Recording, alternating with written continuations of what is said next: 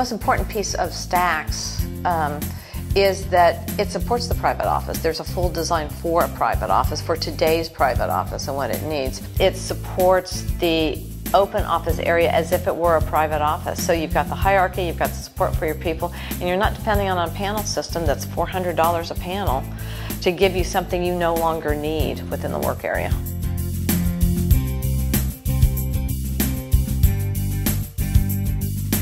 Within the span, I would say the last 5 years, offices, if they kept offices, have gotten smaller.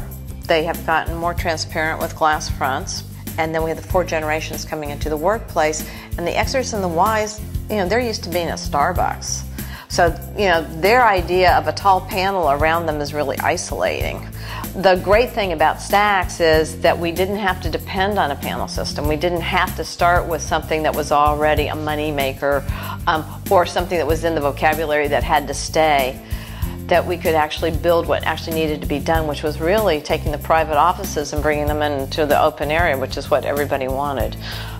With that, we looked at the vocabulary of what would make sense. As things get smaller, you can't have overscaled furniture. You can't have all the work surfaces at the same height. You really need to look at layering. And on top of that, we talked with anthropologists and people in social environmental studies, and they said people are stackers. I'm a stacker. If it's on my desk and it's in a stack, I'm going to get it done. If it's not on my desk, I may forget to do it. So where do you put all these stacks? How does work work? So the lower areas, the ability to have the bookcases with the shelves, the ability to have my coat right there, the ability of somewhere to put my backpack and my laptop holder and plug in my iPod. All those things are so different from what has been there for the last 40 years in workplace. So STAKS totally supports what is going on today, and it gives flexibility. It gives the ability to make the floor plate smaller, and most importantly, it's so cost effective that clients can actually give their people what they need to get their work done.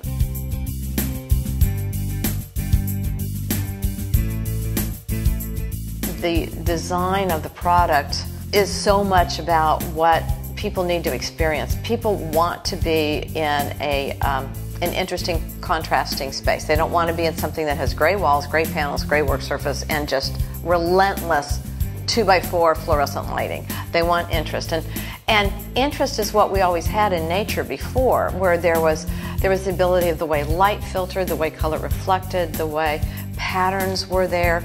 The geography of land had a thick and a thin when you look at striations, which is actually how we came up with STAKS, because we went through strata and striations, and it's the ability for people to build an environment the way they would have if they wanted to enjoy it. And we've balanced the proportions of the desktop and the overheads and even the squares. So some are repetitive, which people like, that organizes your mind and your space, but some things are allowed to be free-floating and organic.